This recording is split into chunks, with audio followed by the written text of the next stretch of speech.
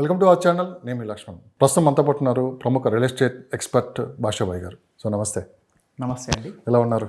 చాలా బాగున్నాము. ఏంటి అసలుకి హైదరాబాద్ రియల్ ఎస్టేట్ ఏం జరుగుతుంది అంటే మీరు ఏం చెప్తారు? ముందుగా రియల్ బూమ్ ప్రేక్షకులందరికీ కూడా నమస్తే అండి. My name is Salim Basha, managing director, supreme layouts and apartments private limited. Okay. ప్రస్తుతం మీరు అడిగిన క్వశ్చన్కి నేను సమాధానం చాలా హ్యాపీగా చెప్పగలను. ఎందుకంటే హైదరాబాద్లో రియల్ ఎస్టేట్ ఇప్పుడైతే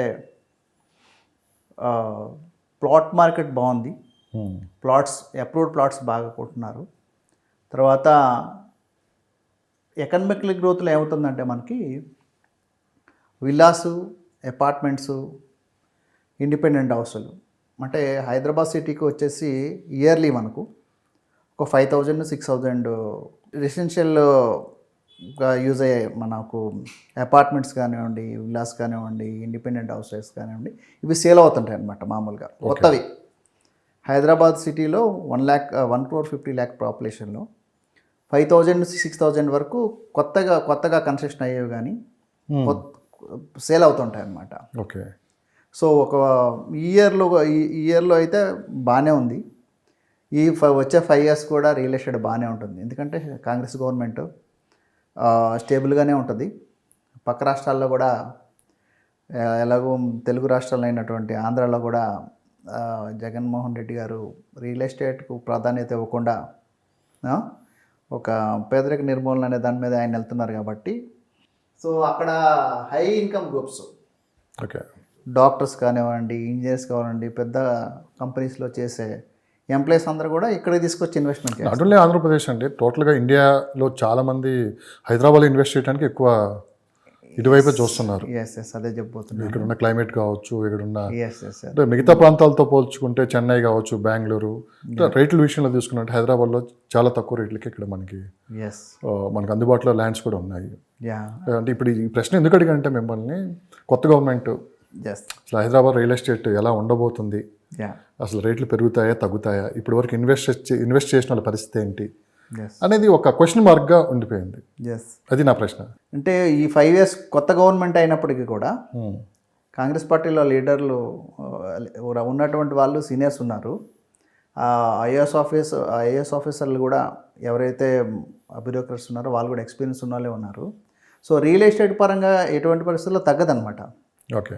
ఎందుకంటే మనకు తెలంగాణ యాజిటేషన్లో 2007లో హైదరాబాద్లో రియల్ ఎస్టేట్ పడిపోతే 2018లో వరకు ఎక్కడ కూడా అంతా స్టక్ అయి ఉంది తప్పితే రియల్ ఎస్టేట్ పెరగలేదు.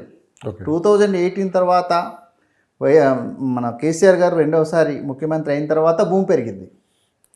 ఈ లాస్ట్ 5 yearsలోనే 2 times 3 times డబుల్ అయ్యాయి అనమాట. అంటే ఒక ఇప్పుడు 50 lakhs ఉన్న 2018లో కేసీఆర్ గారు గెలిచిన కొత్తలో 50 lakhs ఎకరం ఉన్న దగ్గర 2,50,00,000 అయిపోయింది. ఒక 5,000 ఉన్న పర్ స్క్వేర్ యార్డు 25 lakhs అయింది. ఇట్లా ఒక డబల్ అయిందనమాట. అంటే రేట్లు లాస్ట్ 5 yearsలో చూసుకుంటే మనకి 5,000 ఉన్నది 25,000 కూడా అయింది ఒక లొకేషన్లో. సో ఈ గ్రోత్ అనేది ఉంది. ల్యాండ్ మీరు చెప్పాలంటే ల్యాండ్స్ హైదరాబాద్ సరౌండింగ్స్లో ల్యాండ్లు 2018లో 20 lakhs ఉన్నాయి, ₹1,00,00,000 అయిపోయినాయి. 3 times పెరిగింది. 3 times నుంచి 4 times పెరిగింది. అంటే రకరకాల కారణాలు, కర్ణాటకలో గవర్నమెంట్లు కొంచెం ఇబ్బందికరంగా ఉండడము, ఆంధ్రాలో కొంచెం గవర్నమెంట్లు రియల్ ఎస్టేట్కి అనుకూలంగా ఉండకపోవడాన ఆ డబ్బంతా హై ఇన్కమ్ గ్రూప్స్ ఉన్న డబ్బంతా కూడా హైదరాబాద్ వచ్చింది. At the same time north నుంచి ప్రతి ఎవ్రీ ఇయర్ మనకు ఇక్కడ మైగ్రేషన్స్ ఉంటాయి. అన్ని స్టేట్స్లో నుంచి ఎడ్యుకేషనల్ ఇన్స్టిట్యూషన్స్ పెద్దవి ఇక్కడ ఉండడం వల్ల స్టూడెంట్స్ అందరూ ఇక్కడికి వచ్చేస్తారు, లక్షల్లో వచ్చేస్తారు. వచ్చి ఇక్కడ హైదరాబాద్లో ఒకసారి వచ్చారంటే ఈ యొక్క వాతావరణానికి అలవాటు పడ్డారంటే ఇక్కడే ఏదో జాబు ఏదో ఒకటి వెతుకుని ఇక్కడే సెటిల్ అయిపోతుంటారు అనమాట. దానివల్ల ఏంటంటే మనకి 5,000 నుంచి 10,000 వరకు కూడా హౌసెస్ అనేది మనకు కావాల్సి ఉంది కాబట్టి అవి కొనుక్కుంటే ఇక్కడే సెటిల్ అయిపోతారు. ఈ నార్త్ ఇండియన్స్ కూడా హైదరాబాద్లో ఉండడానికి చాలా ఇష్టపడతారు. అదేవిధంగా హైదరాబాద్కి ఔటర్ రింగ్ రోడ్ ఉండడం, ఇప్పుడు కనెక్టివిటీస్ కూడా హైదరాబాద్ సిటీ వచ్చి హైటెక్ సిటీ వైపు ఒకసారి వచ్చాడంటే ఇంకా హైదరాబాద్లో ఉండాలి, నేను నివసించాలనేది ఫిక్స్ అయిపోతారు. అంటే ఆ ఫీల్ ఉంది, ఆ ఫీల్ గుడ్ ఆ యొక్క ఏదైతే ఫినిషింగ్ హైదరాబాద్కి ఆ ఫినిష్ వచ్చిందనమాట ఈ ఫ్లైఓవర్ల వల్ల, మెట్రోస్ వల్ల. కానీ ఒకప్పుడు అంటే మనకి ఓఆర్ఆర్ నిర్మిస్తున్నప్పుడు చాలామంది అంత దూరం ఎవరు వెళ్తారు, సిటీకి ఎక్కడో 5 to 10 kilometers దూరంలో ఉంది అన్న వాళ్ళు కరెక్ట్గా మనకు ఒక 10 years తిరగక ముందే ఈరోజు సిటీలో కలిసిపోయింది ఓఆర్ఆర్. చుట్టుపక్కల భూములు కూడా విపరీతమైన రేట్లు పెరగడం కూడా జరిగింది. సో ఓఆర్ఆర్ అయితే ఇలా ఉందంటే రేపు RRR కూడా రాబోతుంది. దానికి సంబంధించి ఇప్పటికే స్టేట్ గవర్నమెంట్ కూడా ఒక నిర్ణయానికి వచ్చినట్టు కూడా కనపడుతుంది. ఆ RRR కూడా కంప్లీట్ అయిపోతే ఆ చుట్టుపక్కల భూములు అంటే సిటీకి 100 kilometers పరిధిలో ఉన్న మొత్తం ల్యాండ్స్ విపరీతంగా రేట్లు పెరిగిపోయే అవకాశం ఉంది అని చెప్పి కూడా బయట వినిపిస్తుందన్నమాట. ఇది ఎంతవరకు వాస్తవ రూపంలోకి వస్తుంది, ఎన్ని సంవత్సరాలు పడుతుందంటే మీరు ఏం చెప్తారు? ఔటర్ రింగ్ రోడ్ వల్ల హైదరాబాద్కి కనెక్టివిటీ పెరిగి ఒక హైదరాబాద్ బ్రాండ్ ఉంది. ఔటర్ రింగ్ రోడ్ వల్ల ఇంకా ఎక్కువ బ్రాండ్ వచ్చింది. మణిహారం హైదరాబాద్కి మణిహారం అనుకుంటాం. ఒక నెక్లెస్ మనకి ఎంత అయితే పెట్టుకుంటే ఎంత అందంగా ఉంటుందో హైదరాబాద్ సిటీకి అది వచ్చిందనమాట. సో దానివల్ల ఏమైంది, కనెక్టివిటీస్ పెరిగాయి, రేడియల్ రోడ్స్ వస్తున్నాయి. సో అది కాక జోన్స్ కూడా 12 జోన్స్ ఏవైతే హెచ్ఎండి పెట్టిన R1 zone, R2, R3, R4 ఇలాంటి జోన్స్ కూడా ఔటర్ రింగ్ రోడ్ దగ్గర ఉండడం వల్ల హైదరాబాద్ తొందరగా ఔటర్ రింగ్ రోడ్ తెచ్చింది. సో దాని తర్వాత ఇప్పుడు ఔటర్ రింగ్ రోడ్ నుంచి 30 kilometers, 25 kilometers, 35 kilometers రేడియస్లో హెచ్ఎండిఏ నియర్లీ 2050 విలేజెస్ ఉంటాయి అనమాట. హెచ్ఎండిఏ లొకేషన్లో 1050 villages, 1050 విలేజెస్ ఉంటాయి. ఔటర్ రింగ్ రోడ్ బయట 25 నుంచి 30 kilometers రేడియస్లో మనకు హెచ్ఎండిఏ లొకేషన్ అంత విస్తరించి ఉంది. సో దీంట్లో 12 జోన్స్ పెట్టారు. అంటే ఒక ఏజెన్సీ ద్వారా ఏ లొకేషన్లో R1 జోన్ పెట్టాలి, ఏ జోన్లో ఇండస్ట్రియల్ జోన్ పెట్టాలి, ఏ జోన్లో పెరియర్బన్ పెట్టాలి, ఇట్లా ఆ జోన్స్ పరంగా మనకు హెచ్ఎండిఏ ప్లాన్ని 2030 ప్లాన్ని వాళ్ళు ప్లాన్ చేశారనమాట, హెచ్ఎండిఏ మాస్టర్ ప్లాన్ని. సో అందువల్ల ఏమైందంటే ఇప్పుడు రేడియల్ రోడ్స్ కూడా అంత దూరం వెళ్ళిపోతాయి. యాక్చువల్లీ మనకు ఇప్పుడు 18 ఎగ్జిట్స్ ఉన్నాయి. 18 ఔటర్ రింగ్ రోడ్కి 18 ఎగ్జిట్స్ ఉన్నాయి. మధ్యలో 156 kilometers మనకు ఓఆర్ ఉందన్నమాట. దీంట్లో every 1 kilometerకి 100 feet road radial roads ఇచ్చాడు. సిటీలోకి వచ్చేస్తూ ఉంటుంది, మళ్ళీ బయటకు కూడా వెళ్తూ ఉంటుంది అనమాట. సో అక్కడ అలాగ మళ్ళీ RRR కనెక్ట్ అవుతుందా, అలాగా ఆ రోడ్స్ అన్నీ కూడా RRR కనెక్ట్ అయ్యేలాగా డిజైన్ చేశారు మామూలుగా. దానివల్ల ఏమంటుంది, ఇప్పుడు ఆల్రెడీ RRR పేరు చెప్పుకొని ఏదైతే విలేజెస్లో RRR వస్తుందన్నారో ఆ లొకేషన్లో కూడా ఇప్పుడు 1 crore దాకా చెప్తున్నారనమాట. ప్రజెంట్ మార్కెట్ ప్రైస్ ఎంత ఉంది అక్కడ? ఔటర్ రింగ్ రోడ్ లొకేషన్స్ అయితే ఇప్పుడు మనకు ముత్తంగి, కోకపేట, ముత్తంగి, గండి మైసమ్మ, ఇటు షామీర్పేట, మేడ్చర్లు, షామీర్పేట, వరంగల్ హైవేల బోడుప్పల్, ఇట్లా శంషాబాద్ నుంచి ఇలా ఈ లొకేషన్స్లో మనకి ఇప్పుడు 111G ఉండడం వల్ల కొంచెం ఇక్కడ నర్సింగ్ జంక్షన్ నుంచి శంషాబాద్ వరకు అట్లు మన పెద్ద గోల్కొండ వరకు ల్యాండ్ రేట్లు అనేది కొంచెం 111Gలో కూడా రేట్లు కొంచెం అటు ఇటుగా ఉన్నాయి. కానీ మిగతావి అయితే మరి కోకాపేటలో చూసుకుంటే ఆల్రెడీ మన ఎకరం 100 కోట్లకి వెళ్ళిపోయినా. కోకాపేట ఎప్పుడు ట్రెండింగ్లో ఉంటుంది. కోకాపేట ట్రెండింగ్లో ఉంటుంది. దేశంలో బాగా వినిపించే పేరు కూడా కోకాపేట. ఎస్. సో దానివల్ల ఏంటంటే అదేవిధంగా రేడియల్ రోడ్స్ డెవలప్ చేయడం వల్ల 100 ఇప్పుడు ప్రతి ఒక్క అవుటర్ సిటీలోంచి జిహెచ్ఎంసి లొకేషన్ ఏదైతే ఉందో, ఏరియా ఏదైతే ఉందో, మన 150 వార్డ్స్ ఉంటాయి జిహెచ్ఎంసీలో. గ్రేటర్ హైదరాబాద్ మున్సిపల్ కార్పొరేషన్ ఏదైతే లొకేషన్ ఉందో దీంట్లో నుంచి ఔటర్ రింగ్ రోడ్ కనెక్ట్ అవుద్ది. ఔటర్ రింగ్ రోడ్ నుంచి RRR కనెక్ట్ అయ్యేలాగా డిజైన్ చేశారట మామూలుగా. సో ఔటర్ రింగ్ రోడ్ పక్కన ల్యాండ్ పెరిగినట్టే RRR కూడా అటువైపు ఇటువైపు ల్యాండ్ చక్కగా రేట్లు పెరుగుతాయి. సో అది కాక ఇన్కమ్ సోర్సెస్ ఎక్కువ ఉన్నాయి కదా హైదరాబాద్లో. తెలుగులోనే ఇప్పుడు బిలియనర్స్ ఎక్కువ ఉన్నారు తెలుగు వాళ్ళలోనే, హైదరాబాద్లో సెటిలర్స్ కూడా. సో అదేవిధంగా ఫార్మా కానివ్వండి, ఐటీ కానివ్వండి, ఆటోమొబైల్ కానివ్వండి, కొన్ని రంగాలు ఉన్నాయి. సో మీరు ఫార్మా అన్నారు కాబట్టి ఐటీ అంటేనే హైటెక్ సిటీ, చుట్టుపక్కల ప్రాంతంలో ఐటీ డెవలప్మెంట్స్ ఏ విధంగానే మనం చూసాము. తర్వాత ఫార్మా సిటీ వచ్చేసి మనకి శ్రీశైలం హైవేలో అని చెప్పి గత ప్రభుత్వం అనౌన్స్ చేయడం కూడా జరిగింది. అయితే కొత్త గవర్నమెంట్ ఏంటంటే ఇప్పుడు ఫార్మా సిటీ రద్దు చేయట్లేదు, మేము దాన్ని క్లస్టర్గా డివైడ్ చేసి పొల్యూషన్ లేకుండా కొన్ని ప్రాంతాల్లో మేము ఏర్పాటు చేయడానికి ప్రయత్నిస్తున్నామని చెప్పి వాళ్ళు చెప్పడం కూడా జరిగింది.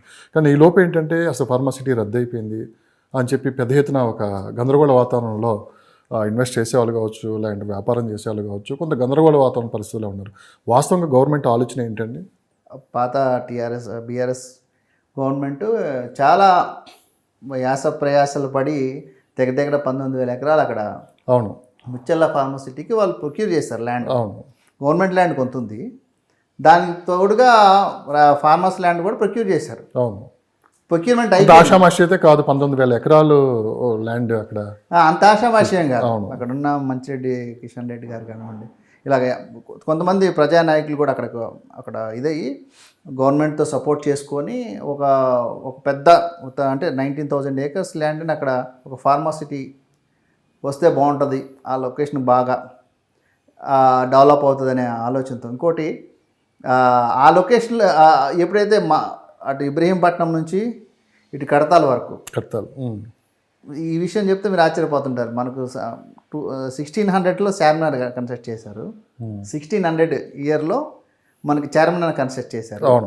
అక్కడ నుంచి 5 కిలోమీటర్స్ హైదరాబాద్ సిటీ వెళ్ళలేదు. ఇప్పటికి మనకు 400 ఇయర్స్ అవుతుంది. అంటే 1600 ఇయర్లో ఇప్పుడు మనం 2000లో ఉన్నాం, 2023లో ఉన్నాం. అంటే నియర్లీ 400 ఇయర్స్కి ఒక 5-6 కిలోమీటర్స్ కూడా హైదరాబాద్ అటు దాటి వెళ్ళలేదు. కరెక్ట్. ఓకే, ఇటువైపు అయితే వెస్ట్ మనకు సంగారెడ్డి వరకు వెళ్ళింది. ఇటువైపు సంగారెడ్డి వెళ్ళింది, అటువైపు షాద్ నగర్ వైపు డెవలప్ అయింది, కానీ తుక్కు కూడా వెళ్ళలేదు. సో అందుకంటే చార్మినార్, తర్వాత ఉస్మానియా యూనివర్సిటీ, తర్వాత అటువైపు హుస్సేన్ సాగర్ వైపు ఉన్నటువంటి మన సెక్రటరియట్స్ కానివ్వండి, ఇక సికింద్రాబాద్ రైల్వే స్టేషన్, ఇలాగా సికింద్రాబాద్ నుంచి మళ్ళీ ఇటువైపు రావడము, కుకట్పల్లి, మళ్ళీ చార్మినార్ నుంచి హబిట్స్ నుంచి అమీర్పేట కుకట్పల్లి, ఇట్లా మన పటాన్చెరు దాటి సంగారెడ్డి వరకు వెళ్ళిపోయింది. అంటే చార్మినార్ నుంచి తుక్కు కూడా దగ్గర ఒక 8 కిలోమీటర్స్ రేడియస్సే ఉంటుంది, అవుటర్ రింగ్ రోడ్. అక్కడ వరకు కూడా హైదరాబాద్ వెళ్ళలేదు. అందువల్ల ఏంటంటే ఇక సిటీ అంతా ఇటే వెళ్తుంది, వెస్ట్ జోనే డెవలప్ అవుతుంది. సో గవర్నమెంట్ ల్యాండ్స్ ఇటు ఉన్నాయి కదా అని గవర్నమెంట్ డెసిషన్ చేసిందనమాట. అటు కూడా సిటీని డెవలప్ చేయాలి అని వాళ్ళు అక్కడ గవర్నమెంట్ ల్యాండ్ కొంత ఉంటే ఇంకొంత ఫార్మర్స్ దగ్గర నుంచి తీసుకుని ప్రొక్యూర్ చేశారు. ప్రొక్యూర్ చేసి స్టేట్ గవర్నమెంట్ చేతిలో ఉన్న పని అంతా చేసింది. అంటే దానికి రోడ్ ఫామ్ చేసింది, తర్వాత ఎలక్ట్రికల్ సంబంధించింది మొత్తం అక్కడ గత ప్రభుత్వం పవర్కి సంబంధించిన అంతా పవర్ గ్రిడ్ అన్నీ కూడా అక్కడ ఏర్పాటు చేశారు. మా పర్యావరణ అనుమతులు వస్తే సెంట్రల్ గవర్నమెంట్ నుంచి అది స్టార్ట్ చేయడమే. ఓకే.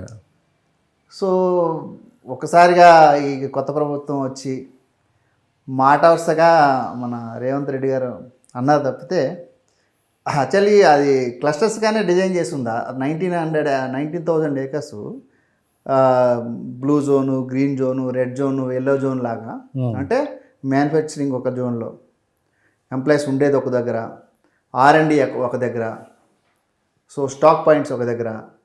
ఓకే. ఇలాగా మనకు ముచ్చర్ల ఫార్మాసిటీ అనేది డిజైన్ చేసి సప్లై చేయబడింది సెంట్రల్ గవర్నమెంట్కి. వాళ్ళు చూసి దాన్ని రెడీ చేయడం, అప్రూవల్ ఇస్తే సరిపోతుంది. పర్యావరణ అనుమతులు వస్తే ఇంకా స్టార్ట్ చేయటమే.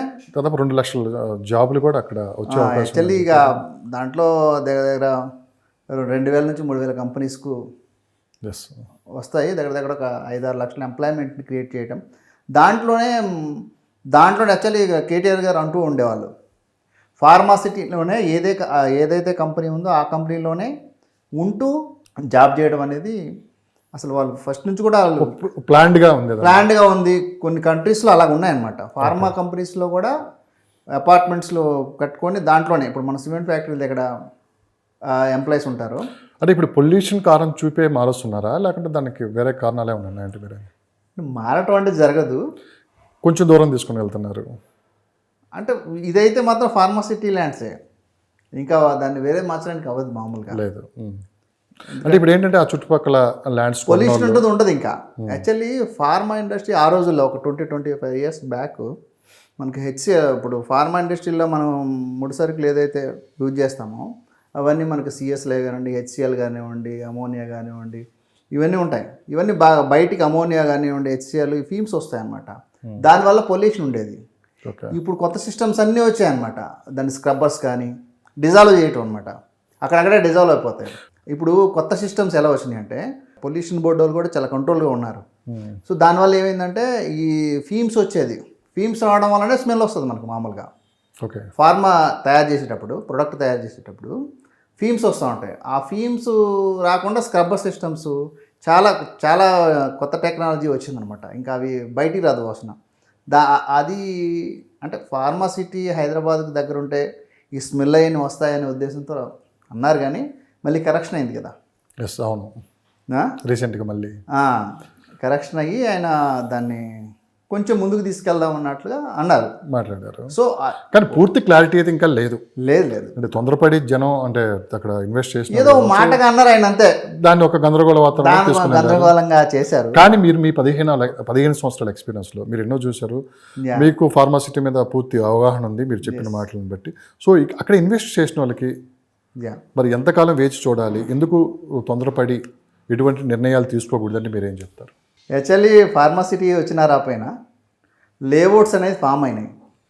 ఓకే, ఇప్పుడు ఆ లేఅవుట్స్ ఫామ్ అయినప్పుడు ప్రతి లేఅవుట్లో హెచ్ఎండిఏ నామ్స్ బట్టి ప్రతి ప్లాట్కి పవర్ ఉంటుంది, ప్రతి ప్లాట్కి వాటర్ ఉంటుంది. కాబట్టి ఇంకా అది డెవలప్ అయిపోతుంది. హైదరాబాద్ సిటీలో ఈ క్లమ్జీ ఉన్న దీంట్లో అందరూ కూడా ఐటీ ఎంప్లాయీస్, అటువైపు కూడా డెవలప్ అయింది కాబట్టి ఆ లేఅవుట్లో కూడా వెళ్ళి హౌసెస్ కన్స్ట్రక్ట్ చేసుకుంటున్నారు.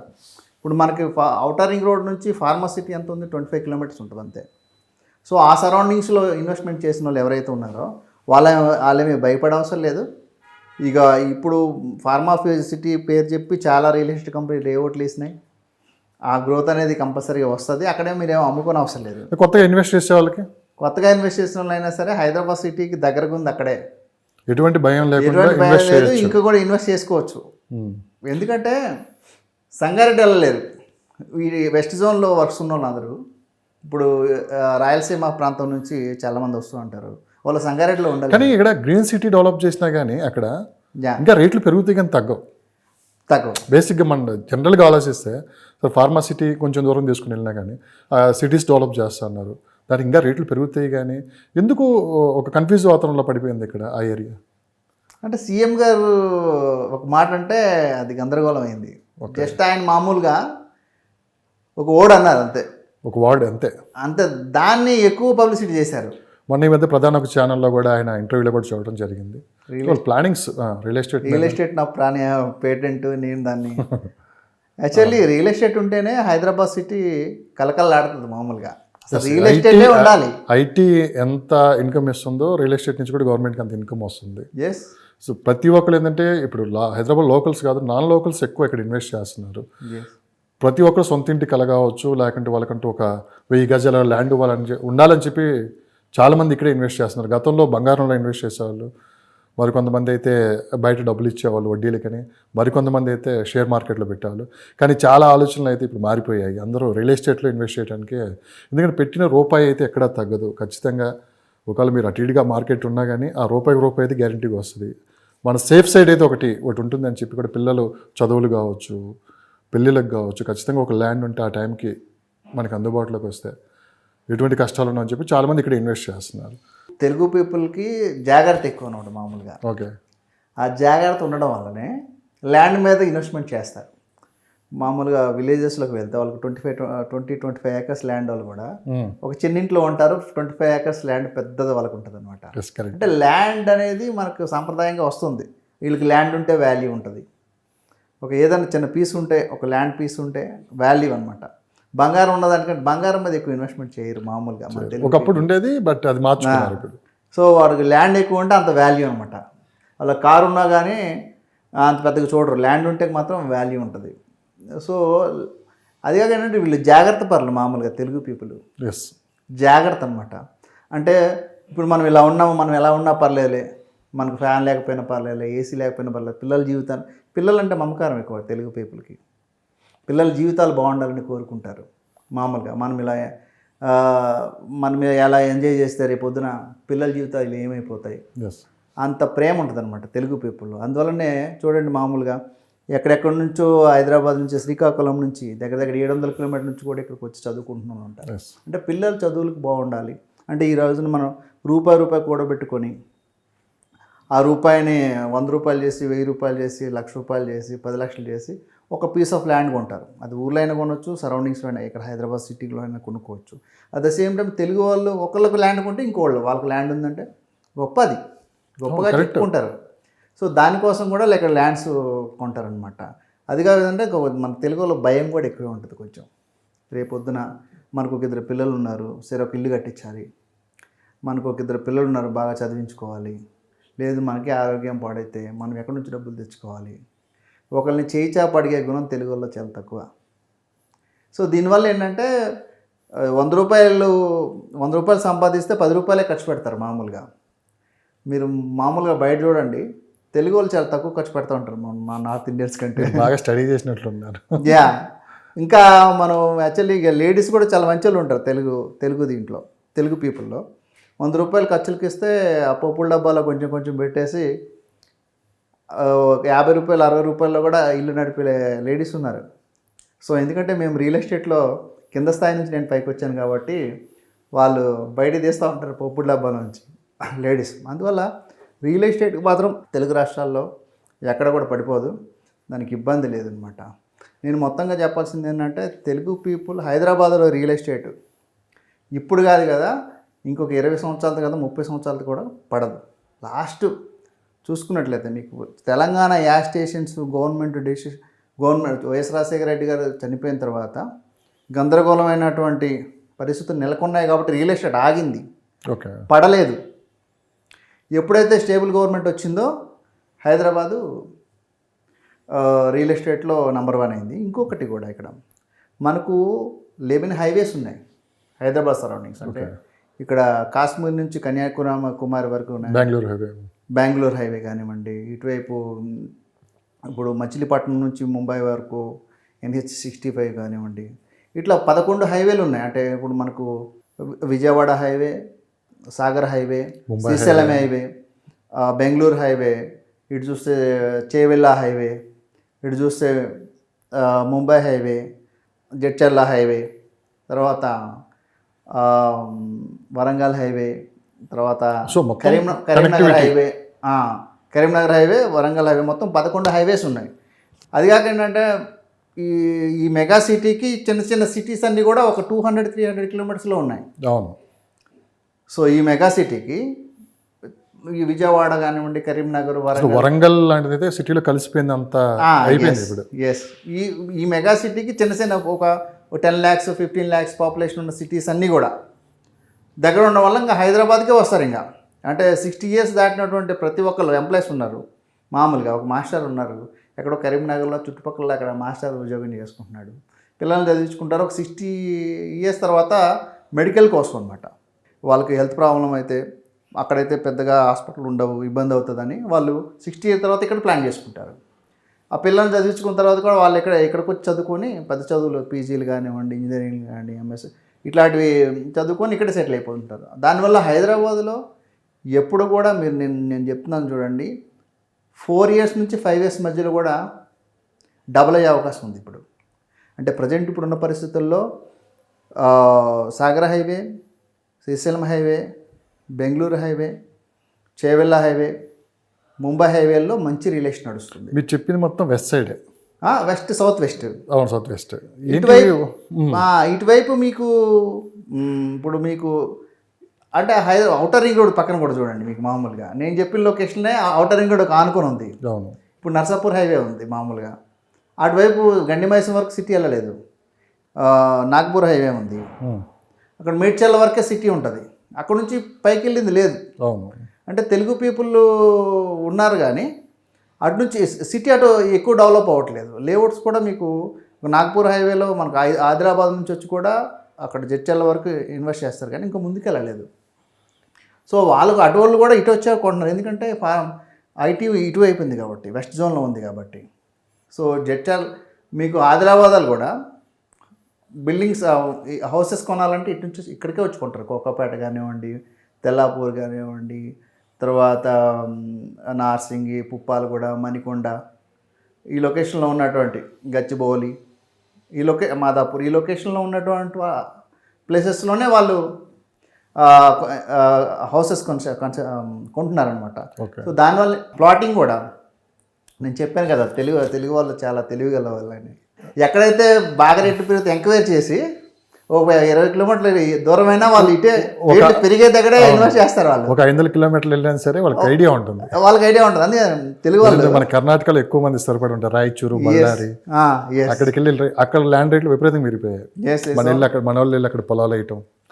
సో అలానే గెస్సింగ్ మటుకు గెస్సింగ్ ఉంది. అందువల్లనే వాళ్ళు ఇటువైపు వెస్ట్ జోన్ హైదరాబాద్ ముంబై హైవేలో మీరు నమ్మరు, ఇప్పుడు రామగుండం ఈ లొకేషన్స్లో సింగరాణి క్యాలరీస్ నుంచి ప్రతి ఆదివారం ఒక 10 నుంచి 15, 20 వరకు ఒక థార్స్ వస్తాయి అన్నమాట.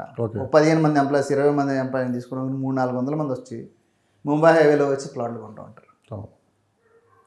లేదు అట్లా, ఎందుకంటే ప్లాట్లు కొనడం ఏంటంటే వాళ్ళు రిటైర్మెంట్ అయిన తర్వాత ఆ ప్లాట్ అన్ని ఈ సిటీలో ఎక్కడైనా ఫ్లాట్ కొనుక్కోవడానికి.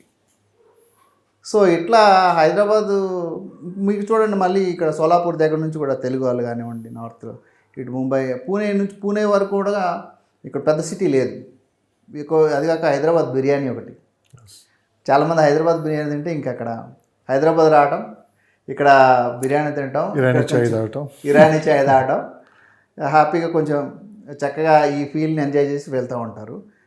వెళ్ళి ఇక్కడే సెటిల్ అయితే బాగుంటుందని చెప్పి రిటైర్మెంట్ వచ్చిన తర్వాత ఇక్కడికి వచ్చి ఇల్లు కొనుక్కొని ఇక్కడ సెటిల్ అవుతారు. ఎందుకంటే ఎడ్యుకేషనల్గా కానివ్వండి, తర్వాత హాస్పిటల్స్ కానివ్వండి, ఇక ఈ పార్క్స్ కానివ్వండి, కాస్ట్ ఆఫ్ లివింగ్ కూడా తక్కువ. హైదరాబాద్లో కాస్ట్ ఆఫ్ లివింగ్ చాలా తక్కువ. 50 రూపాయలు కూడా 30 రూపాయలు కూడా భోజనం దొరుకుతుంది, 20 రూపాయలు కూడా మాకు మామూలుగా టిఫిన్ దొరుకుతుంది. అన్ని రకాల ఫుడ్స్ దొరుకుతాయి ఇక్కడ మామూలుగా. అందుకే ఎన్ఆర్ఐస్ హైదరాబాద్లోనే దిగుతారు మామూలుగా. అమెరికాలో ఉన్న వాళ్ళు కానివ్వండి, ఆస్ట్రేలియాలో ఉన్న వాళ్ళు కానివ్వండి, ఇప్పుడు లండన్లో ఇట్లా యూకేలో ఉన్న వాళ్ళు కానీ అన్ని దేశాల నుంచి ముందు హైదరాబాద్లో దిగి ఇక్కడ 2 రోజులు రెస్ట్ తీసుకొని ఇది మంచి ఇరానీ చాయ్ తాగి హైదరాబాద్ బిర్యానీ తిని స్పెండ్ చేసి వెళ్తారు. విజయవాడ వెళ్తారు, కరీంనగర్ వెళ్తారు, ఆదిలాబాద్. అంటే హైదరాబాద్ అట్మాస్ఫియర్ ఇలాంటిది. సో మీరు ఎన్ఆర్ఎస్ గురించి మాట్లాడారు. బేసిక్గా మనకి ఈ 4 months అంటే నవంబర్, డిసెంబర్, జనవరిలో వీళ్ళు విజిటింగ్ ఎక్కువ ఉంటుంది. చాలామంది ఏంటంటే హైదరాబాద్లో ఇన్వెస్ట్ చేసే వాళ్ళు ఎన్ఆర్ఐలు కూడా ఎక్కువ మంది ఉన్నారు. వాళ్ళ సొంత ప్రాంతంలో కన్నా హైదరాబాద్లో ఇన్వెస్ట్ చేయడానికి ఎక్కువ ఆసక్తి చూపుతున్నారు. ఎందుకంటే ఎప్పుడైనా సరే హైదరాబాద్లో సెటిల్ అవ్వాలని చెప్పి ఒక కళ అందరికీ ఉంది. ఒకప్పుడు యూఎస్, యూకే అనేవాళ్ళు ఇప్పుడు హైదరాబాద్ వైపు చూస్తున్నారు. సో ఇప్పుడు కొత్తగా ఇన్వెస్ట్ చేసే వాళ్ళకి ఏ ప్రాంతంలో ఇన్వెస్ట్ చేస్తే మంచి రిజల్ట్ ఉంటుంది, ప్లస్ అది ప్లాటింగ్ తీసుకోవాలా, ప్లాటింగ్లోనా లేకుంటే ఫామ్ ల్యాండ్స్ తీసుకోవచ్చా, ఎక్కడ తీసుకుంటే బాగుంటుంది అంటే వాళ్ళకి ఏం చెప్తారు మీరు? ప్రజెంట్ ఉన్న రియల్ ఎస్టేట్ పరిస్థితిని బట్టి అప్రూవ్డ్ ప్లాట్ కొనండి. ఎప్పుడు ప్లాట్లు కొంటే ఏమవుతుందంటే అది ఈ భూమి అన్న రోజులు ఆ లేఅవుట్ అలాగే ఉంటుంది. సో ఇంకోటి బ్రాండ్ అంటాం కదా, హెచ్ఎండి అనేది ఒక బ్రాండ్, డిటిసిపి అనేది ఒక బ్రాండ్. ఈ లొకేషన్లో మనకు ఈ అప్రూవ్డ్ ప్లాట్లు కొంటే ఎవరైనా రీసేల్ చేసుకోవచ్చు, మనకు అవసరమైతే వెంటనే రీసేల్ అవుతాయి. సో అట్లా అదే అట్ ద సేమ్ టైం మనకి ఇప్పుడు బాగా రియల్ ఎస్టేట్ ఉన్న లొకేషన్స్ ముంబై హైవే నెంబర్ 1లో ఉంది ఇప్పుడు. తర్వాత శంకరపల్లి, మోమిన్పేట్, అట్లా మోమిన్పేట, వికారాబాద్ వరకు కూడా ఇప్పుడు చేసుకోవచ్చు ఇన్వెస్ట్మెంట్. తర్వాత శ్రీశైలం హైవే చాలా బాగుంటుంది. అక్కడ కడతాల్ వరకు కూడా ఇప్పుడు ఇబ్రహీంపట్నం హైవే కూడా, ఎందుకంటే ఇప్పుడు ఫార్మాసిటీ బేస్ చేసుకొని కొన్ని రేట్లు తక్కువ. ప్రైజెస్ ఎలా ఉన్నాయి ప్రజెంట్? ప్రైజెస్ కడతాల్ ఏ రేంజ్లో ఉన్నాయి? ఇప్పుడు ముంబై హైవేలో తీసుకుంటే మనకు ముత్తంగి నుంచి సంగారెడ్డి వరకు 25,000. ఓకే. హైవే ఫేసింగ్లో 30,000 వరకు కూడా, 30,000 కొంచెం లోపలికి, ఇంకా కొంచెం లోపలికి అయితే 15,000, 20,000 ఇట్లా కూడా. అంటే అప్రూవ్ లేఅవుట్స్, వాళ్ళ లేఅవుట్ డెవలప్మెంట్ చేసిన దాన్ని బట్టి, దాంట్లో ఫెసిలిటీస్ని బట్టి కొన్ని లేఅవుట్స్. యాక్చువల్లీ అప్రూవ్ లేఅవుట్ అనగానే మనకి అండర్గ్రౌండ్ డ్రైనేజ్, ఇప్పుడు అందరూ కూడా అండర్గ్రౌండ్ డ్రైనేజీలు, ఎలక్ట్రిసిటీ, పార్క్ డెవలప్, ల్యాండ్స్కేప్ ఉన్నటువంటి పార్క్స్ అన్నీ కూడా డెవలప్ చేస్తున్నారు కాబట్టి. సో అక్కడ లోపలికైతే ఇప్పుడు ఇస్నాపూర్ తీసుకున్నట్టయితే కొన్ని లేఅవుట్లు 30-35 వేలు కూడా అమ్ముతున్నారు. అంటే అవుటర్ రింగ్ రోడ్ కూడా దగ్గర ఉంటుంది కదా, ముత్తంగి, ఇస్నాపూర్ కానివ్వండి. పాషా మైలర్ ఇండస్ట్రియల్ ఎస్టేట్ ఉండడంతో అక్కడ దగ్గర 300-400 కంపెనీలు ఉన్నాయి. దాంట్లో ఎంప్లాయీస్ కూడా ముత్తంగిలో, ఇస్నాపూర్, సంగారెడ్డి వరకు కూడా ఉంటారు. కాబట్టి రెసిడెన్షియల్ ప్లాట్ల మీద కూడా ఇన్వెస్ట్ చేయండి దయచేసి. రెసిడెన్షియల్ ఫ్లాట్స్, రెసిడెన్షియల్ ప్లాట్ 600 గజాలు చేయవసరం లేదు, 200 గజాలు చేసినా పర్లేదు రెసిడెన్షియల్గా. ఏంటి లాజిక్ ఏంటి? ఆ లాజిక్ ఏంటంటే ఇప్పుడు ఇన్వెస్ట్మెంట్ ప్లాట్స్ అనేది 5 years తర్వాత డబుల్ అయ్యే, 5 years 10 years వరకు మీరు ఆగాలి. ఇప్పుడు మీకు అర్జెంటుగా హెల్త్ ప్రాబ్లం అవుతుంది, ఎవరు కొంటారు ఇన్వెస్ట్మెంట్ ప్లాట్స్? మన డబ్బులు దాచుకునేదే అర్జెంట్ అవసరంలో అవసరానికి ఏటీఎంలో తీసినట్టు ఉండాలి డబ్బులు. అవును, మీరు ల్యాండ్ మీద ఇన్వెస్ట్మెంట్ చేసినా ఏటీఎంలో తీసినట్టు ఉండాలి డబ్బులు. ఈ పాయింట్ మనకి బాగా గుర్తుపెట్టుకోవాలి అంతా. ఈ పాయింట్ మీద గుర్తుపెట్టుకోండి బాగా. రెసిడెన్షియల్ లొకేషన్లో తీసుకున్నారనుకోండి, మీరు ఎక్కడున్నా కానీ ఎవరికి చెప్పినా కానీ అది సేల్ అయిపోతుంది. ఎందుకంటే ఇల్లు కట్టుకోవడానికి అనువుగా ఉంటుంది, వెంటనే సేల్ అయిపోతుంది.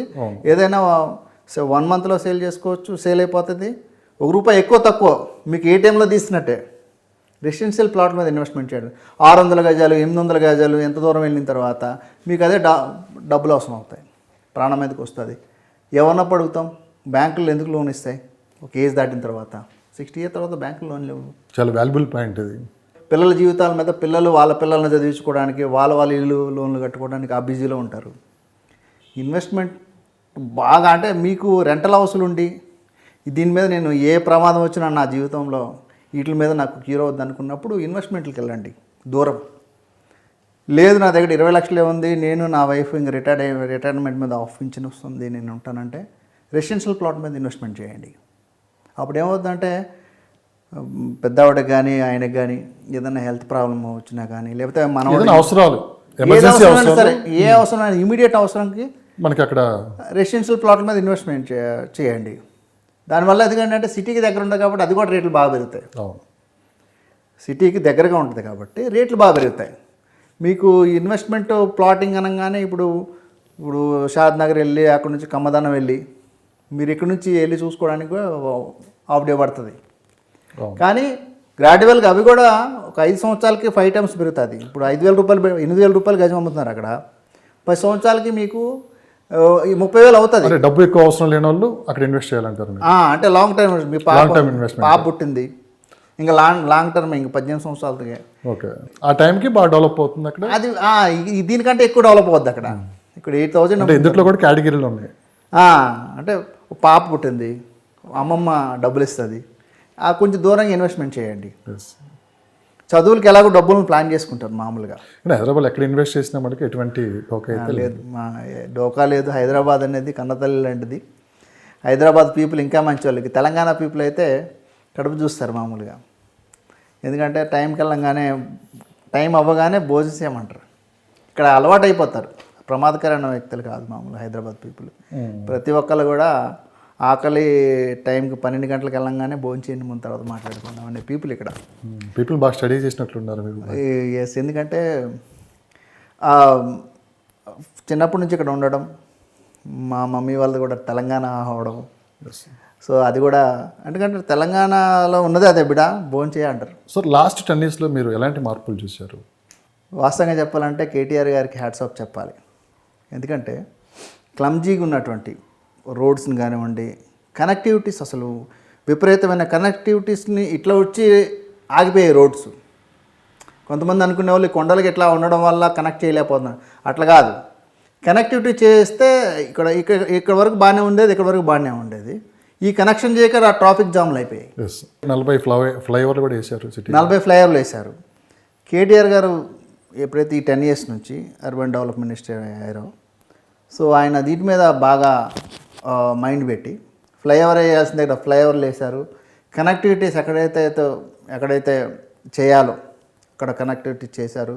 కొన్ని ఇప్పుడు మూసీ లాంటి వీటి మీద కొన్ని బ్రిడ్జీలు కట్టారు. సో దీనివల్ల సిటీ కూడా బాగా డెవలప్ అయింది. సిటీ ఫ్లైఓవర్లు కూడా కట్టారు. తర్వాత అవుటర్ రింగ్ రోడ్స్ కూడా బాగా డెవలప్ అయినాయి కాబట్టి రేడియల్ రోడ్స్ కూడా డెవలప్ చేశారు. ఇంకా ఉన్నాయి. మనకు ఫైనాన్షియల్ డిస్ట్రిక్ట్లో చాలా వరకు ప్లాట్స్ ఖాళీగా ఉండేవి. లాస్ట్ 10 yearsలోనే మొత్తం అమెజాన్, మైక్రోసాఫ్ట్, విప్రో, టీసీఎస్ ఇవన్నీ చిన్న ఉండే లాస్ట్ స్టార్ట్ చేసినప్పుడు. ఇప్పుడు అన్నిటిలో కూడా ఎంప్లాయీస్ వచ్చేసారు. దానివల్లే ఎక్కువ ఐటీలో గ్రోత్ వచ్చింది. లాస్ట్ 10 yearsలోనే ఐటీలో ఎంప్లాయీస్ బాగా గ్రోత్ వచ్చింది. ఇక్కడ మనకు వేసినటువంటి సాలాపూర్ సత్వ నాలెడ్జ్ సిటీలు కానివ్వండి, ఇక్కడ మన మై హోమ్ పూజ పక్కన ఉన్నటువంటి సాఫ్ట్వేర్ కంపెనీస్ కానివ్వండి, చాలా బాగా ఇప్పుడు ఇంకెందుకు రియల్ ఎస్టేట్లోనే బాగా మార్పులు వచ్చాయి. 10 years బ్యాక్ మనం జూబ్లీలో చూసుకుంటే 70,000-80,000 ఉండేది పర్ స్క్వేర్ యార్డ్. 70,000-80,000 70,000-80,000 అంటే చాలా హై అండి. అంటే 2013-2014లో 80,000-90,000 ఉండేది. ఇప్పుడు 2 లక్షలు 3 లక్షలు కూడా ఉంది. 3 లక్షలు. సో అట్లా అది లగ్జరీస్ ప్లాట్లు ఉండడం వల్ల కూడా రేట్లు పెరిగినాయి. సరౌండింగ్స్లో కూడా ఇప్పుడు కుక్కట్పల్లి వైపు, గాజుల నామారం వైపు, అట్లా సూరారం వైపు అట్లా కూడా దగ్గర 70,000-80,000 అయిపోయింది గజం. అవును. సో రియల్ ఎస్టేట్ గ్రోత్ అనేది లాస్ట్ 10 yearsలో అంటే లాస్ట్ 5 yearsలో బాగా జరిగింది. 2016 నుంచి గ్రోత్ వచ్చింది. కొంత సెకండ్ టైం కేసీఆర్ గారు గెలిచిన తర్వాత తెలుగు వాళ్ళు మనం బాయ్ బాయ్ అనే సౌండ్ ఎప్పుడు వచ్చిందో అప్పుడు కేసీఆర్ గారి మాట మీద బాగా నమ్మకం వచ్చి లాస్ట్ 5 years బాగా డెవలప్ అయింది. అంతకుముందు 5 years కొంత క్లమ్జీనే ఉంది. ఎందుకంటే మా అమరావతి అవి ఇవి చాలామంది అమరావతి వెళ్ళారు లాస్ట్ అంతకుముందు 5 years. సో ఈ లాస్ట్ 5 years మాత్రం చాలా బాగుంది. ఈ స్పీడ్ ఇలానే కొనసాగిద్దా? ఈ స్పీడ్ ఇలాగే కొనసాగుతుంది.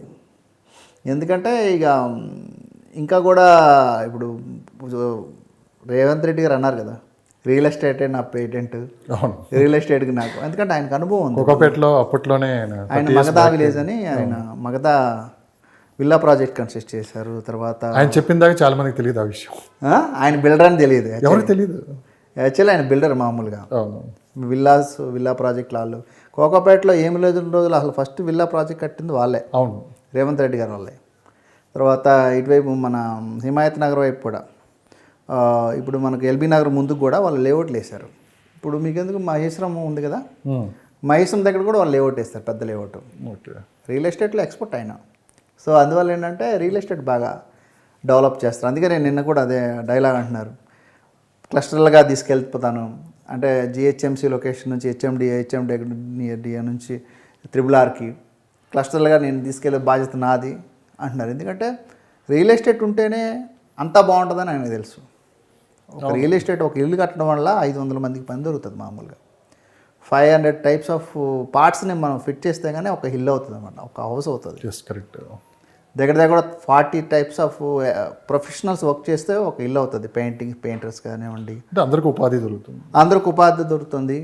రెస్టారెంట్లు బాగా నడుస్తాయి, బిజినెస్లు బాగా అన్నీ బాగుంటుంది. రియల్ ఎస్టేట్ మీద దెబ్బ పడిందంటే గవర్నమెంట్ కూడా ఇన్కమ్ కదా. అవును, రియల్ ఎస్టేట్ బాగుందంటేనే మళ్ళీ కొంటారు, మళ్ళీ అమ్ముతారు, గవర్నమెంట్కి ఇన్కమ్ వస్తుంది, ప్రతిదీ బాగుంటుంది, 10 మందికి కలకలాడుతుంది కదా. రియల్ ఎస్టేట్ దెబ్బ పడిందంటే షాపులు సేల్స్ ఆగిపోతుంది, దానివల్ల GST పడిపోతుంది, దానివల్ల ఇన్కమ్ ట్యాక్స్లు కూడా పీపుల్ కట్టే వాళ్ళు తక్కువ అవుతారు, ఇట్లా అనమాట. అందువల్లే రియల్ ఎస్టేట్ ఎక్స్పర్ట్ మన రేవంత్ రెడ్డి గారు కాబట్టి రియల్ ఎస్టేట్కి ఎటువంటి డోకా ఉంటుందని నేను అనుకుంటున్నాను. సో ఒక ఇల్లు కొనుక్కోవటం బెస్టా, అపార్ట్మెంట్లో ఓపెన్ ప్లాట్ తీసుకోవటం బెస్టా, ఫామ్ ల్యాండ్ తీసుకోమంటే మీ మూడిట్లో దేనికి ఎక్కువ మీరు? ఇండిపెండెంట్ హౌస్ కొనుక్కోమని చెప్తాను ప్రతి ఒక్కళ్ళకి. ఎందుకంటే ఇండిపెండెంట్ హౌస్ కొనుక్కుంటే ఒక 160 చిన్న ఎంప్లాయీ ఒక ఇండిపెండెంట్ హౌస్ కొనుక్కుంటే ఒక 30-40 లక్షల్లో కూడా కొంచెం దూరంగా వెళ్తే వస్తున్నాయి. ఒక 15,000 గజంలో ఒక 200 గజాలకి 30 లక్షల్లో ఒక ప్లాట్ వస్తుంది. అక్కడ నుంచి ఒక 20-25 lakhsలో ఒక 50 lakhsలో ఇల్లు వస్తుంది. ఇండిపెండెంట్ హౌస్ కొనుక్కున్నాడంటే వయసులో ఉన్నప్పుడు ఫస్ట్ సంపాదన.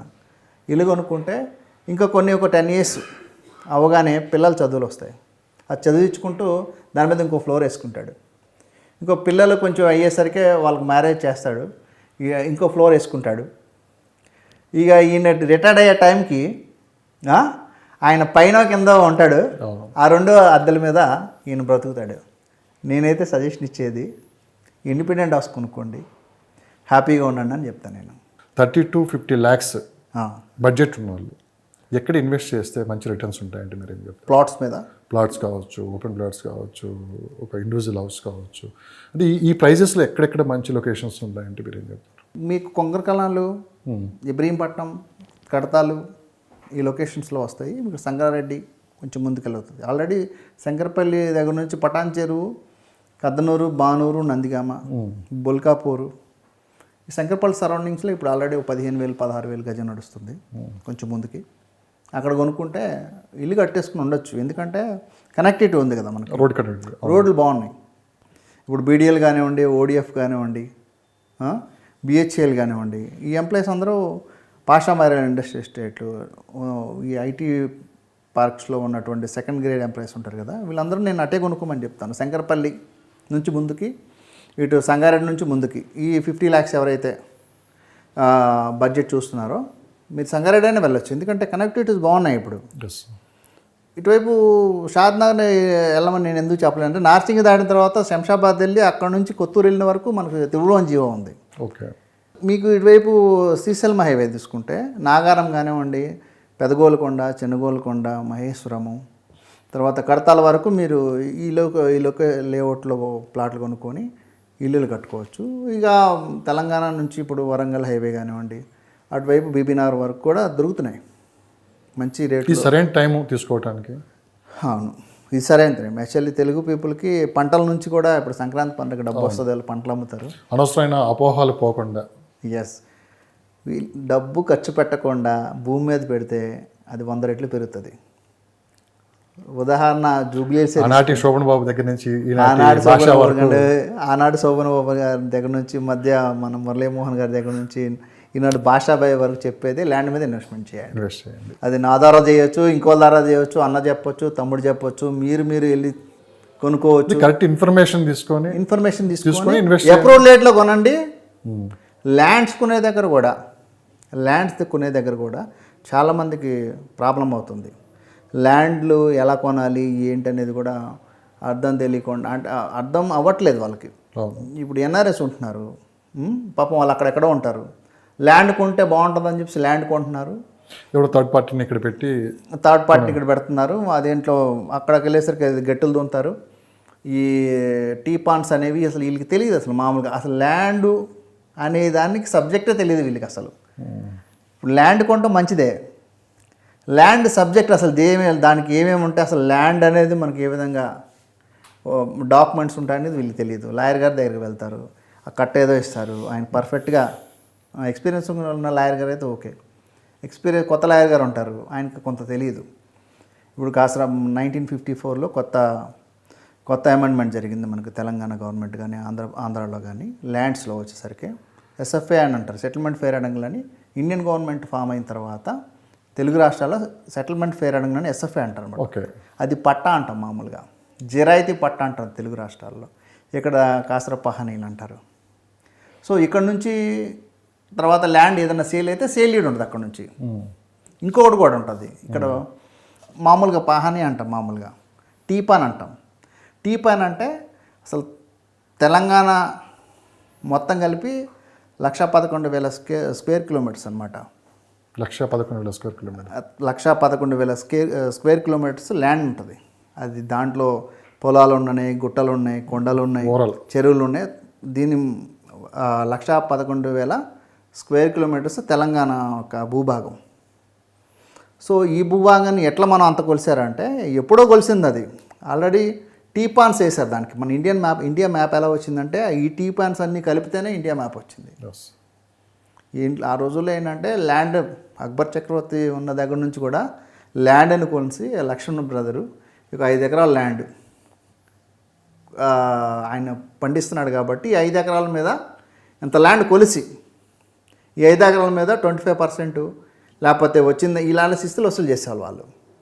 అదే పద్ధతిని టీపాన్స్ మనకు అక్కడైతే ఎఫ్ఎంబి అంటాం, ఫీల్డ్ మెజర్మెంట్ మ్యాప్ అంటాము తెలంగాణ, మన ఆంధ్రాలో. ఇక్కడైతే టీపాన్ అంటారు.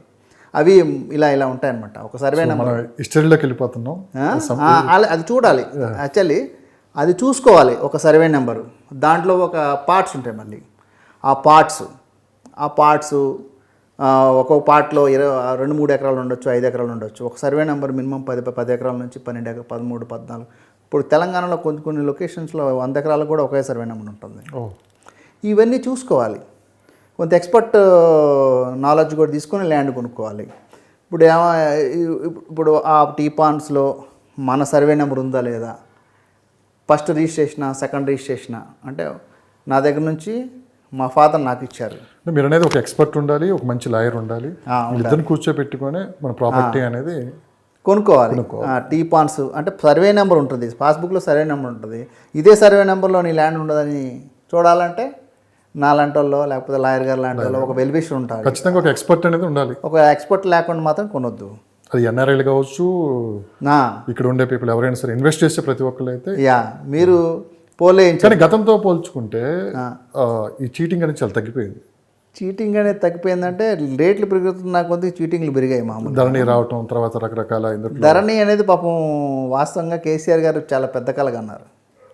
అది ప్రజల కోసం ఉపయోగపడాలనే కన్నారు ఆయన, నాకు తెలిసి. ఎందుకంటే నేను రియల్ ఎస్టేట్లో ఉన్నాను కదా. ఆయన ఒకటే బటన్ నొక్కితే టీపాన్ రావాలి, పహానీలు రావాలి, కాసర పహానీలు రావాలి. దాని మీద పెద్ద రీసెర్చ్ చేసి వాళ్ళు పెట్టారు. కానీ అది సెకండ్ ఇంజిన్ డెవలప్ చేసి ఈ పాత ఇంజన్లోకి మెర్జ్ చేయాలి. చూద్దాం, దాంట్లో కూడా అంటే కొన్ని మార్పులు చేర్పులు చేయాలని కొత్త గవర్నమెంట్ కూడా ఆలోచిస్తుంది. ఒక 2-3 నెలలు ఆగితే కానీ దాని మీద కూడా ఒక క్లారిటీ వచ్చే అవకాశం ఉంది. మీరన్నట్టు అటు ఫార్మాసిటీ కావచ్చు, మెట్రో కావచ్చు, ధరణి కావచ్చు, వీటి మీద పూర్తి స్థాయి క్లారిటీ రావడానికి రేపు పార్లమెంట్ ఎలక్షన్లు అయిపోయిన తర్వాతే ఒక క్లారిటీ వస్తుంది. మళ్ళీ రియల్ ఎస్టేట్ ప్రజెంట్ అయితే కొంత డల్గా ఉన్నదన్న మాట అయితే బయట వినిపిస్తున్న మాట. మరి ఎంతవరకు నిజం అనేది లేదు. మీ దృష్టి, మీరు ఆల్రెడీ ఫీల్డ్లో ఉన్నారు కాబట్టి మీరేమంటారు? నిజంగానే డల్గా ఉందా మార్కెట్? అంటే ఏదంటారు చూడండి, తన పని తాను చేసుకుంటూ వెళ్ళిపోతూనే ఉందండి. యాక్చువల్లీ మొన్న రిజిస్ట్రేషన్స్ నవంబర్ రిజిస్ట్రేషన్ అంటే డిసెంబర్లో అయినాయి అనమాట. డిసెంబర్ మనం సబ్ రిజిస్టర్ ఆఫీస్ అయినటువంటి రిజిస్ట్రేషన్ చూసుకుంటే చాలా బాగా రిజిస్ట్రేషన్లు అయ్యాయి. బాగా రిజిస్ట్రేషన్ అయ్యాయంటే రియల్ ఎస్టేట్ బాగున్నట్లే కదా. అనవసరమైన అపోహాలు మాత్రమే పడితే మనకి. ఇంకోటి ఏంటంటే గొప్పతనం హైదరాబాద్కి ఎకనామికల్ గ్రోత్ అంతా ఇక్కడే ఉంటుంది. అవును, ఈ బడ్జెట్ ఉంది కదా, ఈ బడ్జెట్ ఎంతైతే ఉందో అంటే ఇప్పుడు మన ఆ బడ్జెట్ ఎలా తయారైంది మనకి? ఈ గవర్నమెంట్ ఇన్కమ్సే కదా, రెవెన్యూవే కదా. సో మరి ఆ రెవెన్యూ వస్తుందంటే ఆ రెవెన్యూతోనే కదా జనాలు ఇవన్నీ కొంటారు. అట్లనే ఇన్కమ్ తెలుగు వాళ్ళు ఎవరు ఖాళీగా ఉండరు. ప్రతిరోజు పొద్దున్నే పనికి వెళ్తారు, డబ్బులు సంపాదిస్తారు. సో హైదరాబాద్ రియల్ ఎస్టేట్కి ఎటువంటి డోకా లేదు. ఇప్పుడు కాదు, ఎప్పుడు కూడా డోకా ఉండదు. మీరు చూడండి, ఒక 10 years తర్వాత, 5 years తర్వాత అనొచ్చు, కానీ నేను 10 years చెప్తున్నాను. ఇండియాలోనే అంటే మీరు ఫైనల్గా చెప్పదలుచుకుంది ఇండియాలోనే టాప్. ఇప్పుడు ముంబైకి మనం ముంబైతో మనం కంపేర్ చేయొద్దు. ముంబై సిటీని కంపేర్ చేయాలి. ఇంకా అది ప్రత్యేకమైనటువంటి జోన్ అంతవరకు. అవును, దాన్ని కంపేర్ చేయకుండా ఇటువైపు ఏదైతే చెన్నై, బెంగళూరు, ఇట్లా చెన్నై, బెంగళూరు పెద్ద సిటీస్ ఎవరైతే 8 cities ఉన్నాయో, ఒక ముంబైని తీసి పక్కన పెడితే ఇండియాలో మన హైదరాబాద్లోనే టాప్ రేట్స్ ఉంటాయి. ఫైనల్గా మీరు చెప్పదలుచుకుంది సెంట్రల్ బ్యాంక్లో ఉంది మామూలుగా. ఇది అనవసరమైన అపోహాలకు వెళ్లకుండా నిర్భయంగా మీరు ఇన్వెస్ట్ చేయండి. ఒక 5 to 10 yearsలో మీకు ఖచ్చితంగా మంచి 5 years ఎక్కువ టైం కూడా మీరు తెలివిగా ఇన్వెస్ట్ చేస్తే, మీరు తెలివిగా ఒక మంచి ఎక్స్పీరియన్స్ ఉన్న ఎక్స్పర్ట్స్తో, రియల్ ఎస్టేట్లో ఏజెంట్స్ ఉంటారు. వాళ్ళు కూడా ఏజెంట్స్ అంటే ఇప్పుడు రేరా వచ్చిన తర్వాత ఏజెంట్స్ కూడా చాలా స్ట్రిక్ట్ రూల్స్ వచ్చాయి. రియల్ ఎస్టేట్ కంపెనీ కూడా రేరా అంటే ఒక భయం వచ్చింది కాబట్టి రియల్ ఎస్టేట్ ఏజెంట్ అయితే నేను చెప్పిన లొకేషన్లో ఏ లొకేషన్లోనైనా సరే ఇన్వెస్ట్మెంట్ చేస్తే 4 yearsలో డబుల్ అవుతుంది. 4 yearsలో డబుల్ అవుతుంది. ఇంకా మీకు ఇంకా తెలిసినట్లుగా, అంటే నాకంటే కూడా తెలియగలలు ఉంటారు, నాకంటే ఉంటారు, రకరకాలుగా ఎవరి అభిప్రాయాలు చెప్తూ ఉంటారు. నేను చెప్పిన లొకేషన్ అయితే 4-5 yearsలో డబుల్ అవుతుంది. ఎన్ఆర్ఐ కావచ్చు, ఎవరైనా సరే ఇన్వెస్ట్ చేసుకోవచ్చు, ఎవరి విజన్ వాళ్ళకు ఉంటుంది. ఇంకా బాగా కూడా ఇన్వెస్ట్ చేయొచ్చు. కానీ 4 years నుంచి 5 yearsలో డబుల్ అవుతుంది. అనవసరంగా ఏదో జరగబోతుందని చెప్పి హైదరాబాద్కి ఏమి జరగదు, భూకంపాలు రావు, ఐటీ ఇంకా డెవలప్ అవుతుంది. అసలు పొలిటికల్ ఎఫెక్ట్ అనేది చాలా తక్కువ ఉంటుంది. ఇప్పుడు కాంగ్రెస్ గవర్నమెంట్ వచ్చింది కాబట్టి లీడర్షిప్ క్వాలిటీస్ రేవంత్ రెడ్డి గారిలో కూడా ఉన్నాయి కాబట్టి ఏది ఏమైనప్పుడు కూడా తెలంగాణలో హైదరాబాద్ని ఎవరు కూడా లేపవసలేదు, ఎవరు దించవసరం లేదు. లాస్ట్ మనం ఒక 10-15 years నుంచి గమనిస్తే ఊరికి అనవసరమైన ఏదో అంటారు చూడండి, ఊహాగానాలు పోయిన వాళ్ళందరూ లాస్ పోయారు. ఈరోజు వాళ్ళంతా ఏమనుకుంటున్నారంటే, అరే నేను ఆ రోజు ఇక్కడ సైట్ చూశాను, కొనలేకపోయాను. చాలామంది ఇప్పుడు మాదాపూర్ కావచ్చు, ఐడెక్ సిటీ కావచ్చు, చాలామంది ఇప్పుడు వెళ్తూ ఉంటే కార్ వేసుకొని చాలా సందర్భాలు అన్న మాటలు ఇవి. మణికొండలో ఎకరం 6 లక్షలకి 8 లక్షలకు కొని మేము అమ్మేశాము, కొండలో కొట్టాలని అనగా ఇంత డెవలప్ అయ్యేదని షార్ట్ టైంలో ఎవరు ఊహించినంతగా ఇక్కడ. సో రాబోయే కాలంలో కూడా ఇదే గ్రోత్ ఉంటుంది, ఇదే ఫాస్ట్గా రియల్ ఎస్టేట్లో ఇండియాలో నెంబర్ 1 కూడా అవ్వచ్చు. నాట్ ఓన్లీ ఇండియా, ఇప్పుడు నెంబర్ వన్ అవుతుంది ఇక. వరల్డ్ క్లాస్ సిటీ ఇది, వరల్డ్ క్లాస్ సిటీ ఇది హైదరాబాద్. డోకా లేదు అనే పదాన్ని నేను ఎందుకు అంటున్నానంటే, ఉండటానికైతే మీకు ఎండ్ సిటీలు ఉన్నాయి మామూలుగా. చెన్నై లాంటిది సముద్రానికి ఎండ్, వైజాగ్ అనేది సముద్రంకి ఎండ్, బెంగళూరు అనేది కిందకు ఉంది. అవును. సో సెంటర్ వచ్చింది హైదరాబాద్కు. కాశ్మీర్ నుంచి కన్యాకుమారి వరకు ఏదైతే ఉన్నటువంటి NH-44 ఉందో, హైదరాబాద్ సిటీ ఇండియాకి సెంటర్ ఉంది. ఇండియాకి సెంటర్ ఉండడం వల్ల అందరి కళ్ళు ఇక్కడ ఉంటాయి మామూలుగా. నార్త్ ఈస్టర్న్ స్టేట్స్ వాళ్ళు అక్కడ ఇన్వెస్ట్మెంట్ చేసుకుని కావద్దు మామూలుగా, అందరూ ఇక్కడికి రావాల్సిందే. సో హైదరాబాదు హెడ్ లాంటిది అనమాట రియల్ ఎస్టేట్కి. క్లైమేట్ చూస్తే ఎక్సలెంట్, ఎక్కడైనా ఉండని ఎక్కడైనా పుట్టని, ఎక్కడ మాత్రం హెడ్ లాంటిది హైదరాబాద్ సిటీ. అందరినీ కడుపులో పెట్టుకొని చూసుకుంటుంది. ఆ పీపుల్ కూడా మంచిగా కాబట్టి ఇక్కడికే ఇన్వెస్ట్మెంట్స్కి ఇక్కడికే వస్తారు. సో దానివల్ల డోకా లేదని చెప్తున్నాను నేను. సో హైరేజ్ అపార్ట్మెంట్ గురించి మీ అభిప్రాయం? హైరేజ్ అపార్ట్మెంట్లు గురించి చెప్పాలంటే, భూలోక స్వర్గంలో, భూమి మీద ఉండి స్వర్గంలో నివసించాలంటే హైరేజ్ అపార్ట్మెంట్లు కొనాలి. అంత పెద్దగా పోల్చారు. ఎందుకంటే ఆ ఫెసిలిటీస్ అలా ఉన్నాయి. ఎస్. ఇప్పుడు 33 ఫ్లోర్స్, 43 ఫ్లోర్స్, సాస్ వాళ్ళు మనకు 58 ఫ్లోర్స్, ఇప్పుడు గ్రీన్ స్పేస్ వాళ్ళు కూడా సబ్మిట్ చేస్తున్నారు 57 ఫ్లోర్స్ మణికొండలో, 43 ఫ్లోర్స్ ఇక్కడ గ్రీన్ స్పేస్ మార్వెల్ అని, ఇక్కడ అపర్ణ జెనాన్ బ్యాక్ సైడ్ చేస్తున్నారు. అంటే భూలోక స్వర్గంలో ఉండాలి, భూమి మీద ఉండి స్వర్గంలో ఉండాలంటే గేటెడ్ కమ్యూనిటీలో తీసుకోవాలని నేను ఎందుకు పోల్చాను అంటే, మరి 50 ఎక్కడో దగ్గర ఒక 200 ఫీట్ పైన ఉంటారు కదా. ఒక స్లాబ్కి వచ్చేసి 10 ఫీట్ తీసుకుంటాం మనం. 20 ఫ్లోర్స్ అంటే 200 ఫీటు, 30 అంటే 300 ఫీటు.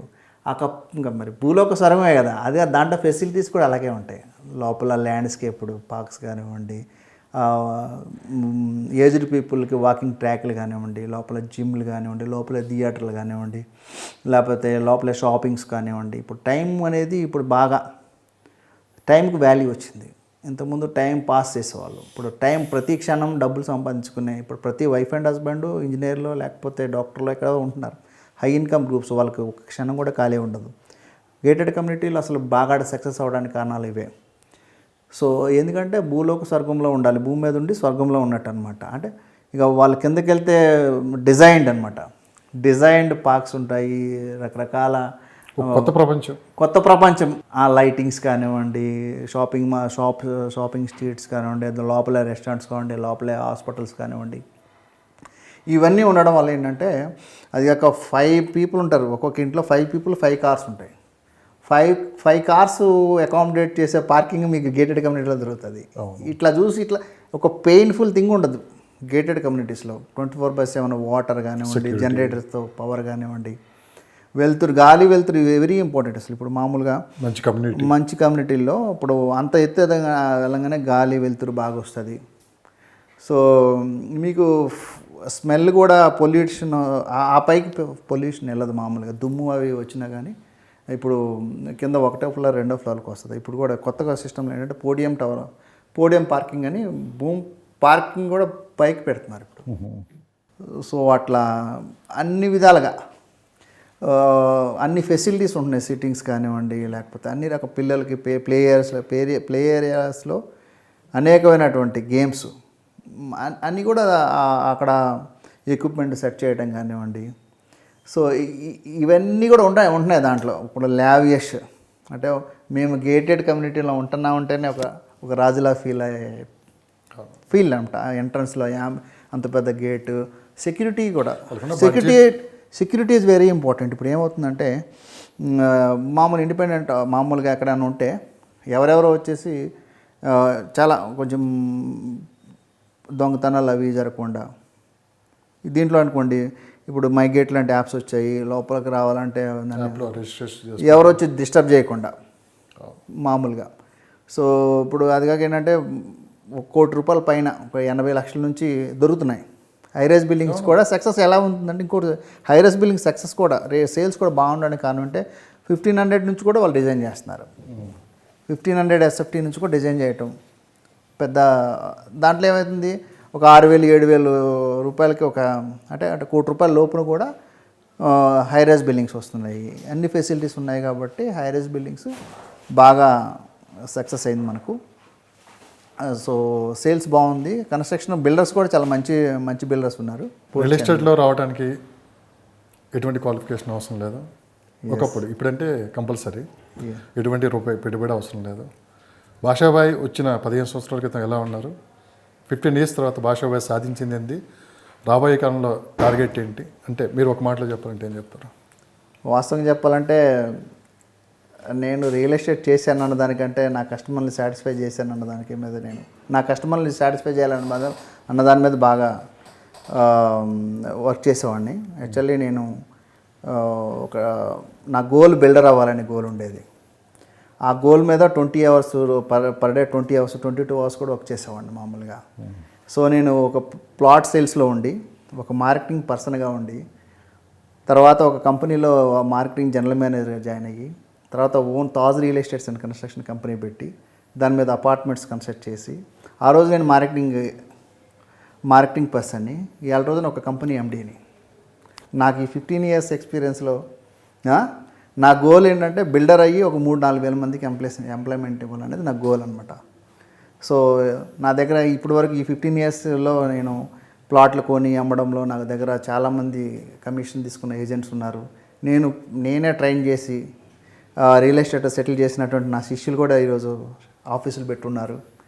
నాకు నా పక్కోడు నా హ్యాపీ కంటే నా పక్కోళ్ళ హ్యాపీగా ఉంటేనే నేను హ్యాపీగా ఉంటాను అనేది, నా శిష్యులు బాగుంటేనే నేను బాగుంటాను, నా కస్టమర్ బాగుంటేనే నేను బాగుంటాను అనేది నాకు మెయిన్ అండర్లైన్ పాయింట్ అనమాట. వాట్ నెక్స్ట్ అంటే ఏం చెప్తారు? వాట్ నెక్స్ట్ అంటే నేను కూడా ఇప్పుడు ఆల్రెడీ హైటెక్ సిటీలో కొత్తగా మేము supreme layouts and apartments private company పెట్టాము ఇక్కడ రాయదుర్గం పోలీస్ స్టేషన్ దగ్గర. దాంట్లో మంచి లేఅవుట్స్ వస్తాయి. ఇక అంటే మేము ఇప్పుడు అమెరికాలో నుంచి రిటర్న్ వస్తుందన్నమాట ఎన్ఆర్ఎస్ చాలామంది. అమెరికాలో లేఅవుట్స్ ఎలా ఉన్నాయో ఇండియాలో కూడా అలాంటి లేఅవుట్స్ ల్యాండ్ కొని ఆ విధంగా డిజైన్గా ఉంటాయి. మామూలుగా యూఎస్లో కొన్ని లొకేషన్లో న్యూయార్క్ కానివ్వండి, కాలిఫోర్నియా కానివ్వండి, డల్లాస్ కానివ్వండి, నార్త్ కొరియా, సౌత్ కొరియా కానివ్వండి, ఇట్లాంటి చికాగో కానివ్వండి, ఫ్లోరిడా, ఇలాంటి లొకేషన్స్లో మంచి మంచి టౌన్షిప్స్ ఉంటాయి మామూలుగా. అలాంటి లేఅవుట్లో ఇక్కడ చేయాలని, తర్వాత మంచి మంచి హౌసెస్ అలాంటి హౌసెస్ ఇక్కడ కూడా కట్టాలని నా కోరిక. లక్ష్యం పెద్దది, ఎస్, ఆలోచన పెద్దది. Thank you. అవును. సో సమయం అనుకూలించాలి, ఎస్, దాని దగ్గర మనకి సపోర్ట్ ఉండాలి, అన్నీ కలిసి రావాలని మనస్ఫూర్తిగా మేము కోరుకుంటూ థ్యాంక్ యూ అండి. థ్యాంక్ యూ అండి.